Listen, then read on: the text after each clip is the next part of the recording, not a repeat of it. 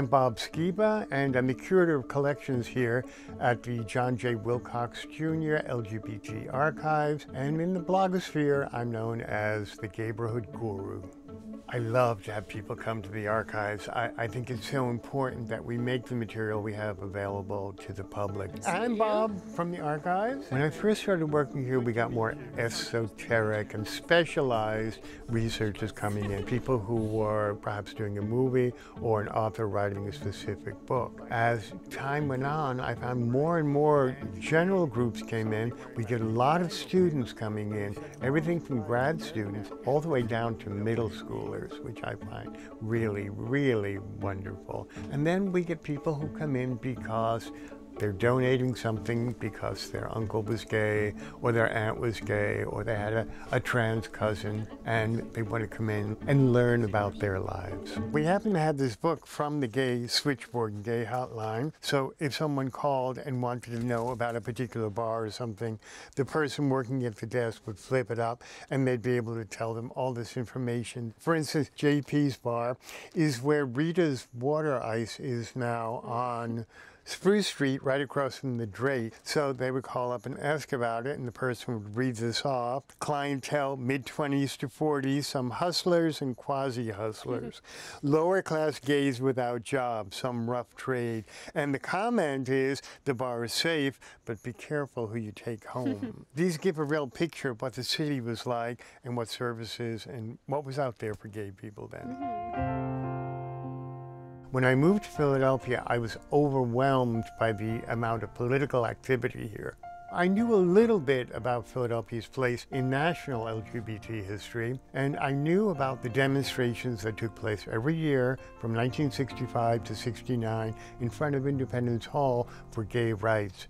I did not realize how significant they were in the national history of LGBT people. The Reminder Day protests were the first regularly organized and regularly recurring demonstrations for gay rights in the country. Gay men and lesbians marched in front of Independence Hall on the 4th of July, letting Americans know that gay people did not enjoy the rights that our Constitution promised. Those demonstrations went on for 5 years. Fifth year happened right after Stonewall. In a meeting right here in Philadelphia, people decided to move it to New York the next year, and voila, gay pride parades were born.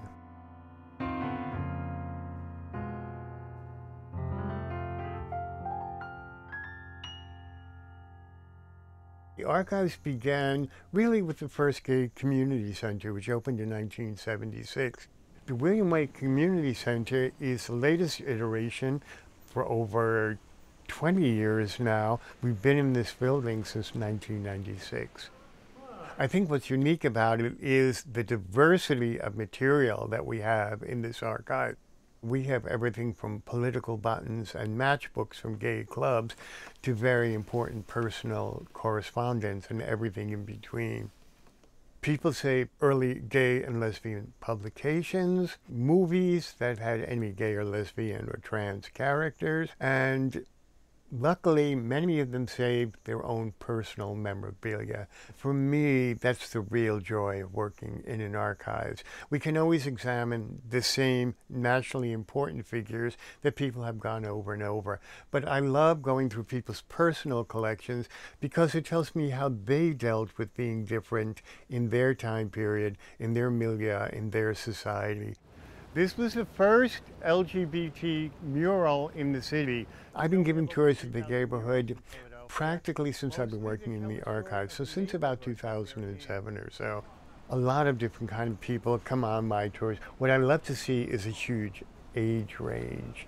It really thrills me to interest young gay people in their own history so that they know that gay people did not suddenly appear 5 years ago, but we have a long and really rich history, and I love to give them a sense of ownership in that history.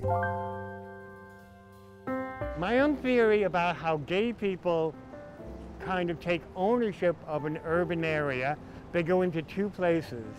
They go into a place that's really busy, where they can disappear in a crowd, or you go to an area that no one else wants and you claim it for yourself. I like to think that if I keep on telling these stories, if we document our history, if we document who we are, it's going to be harder and harder to erase or even to ignore.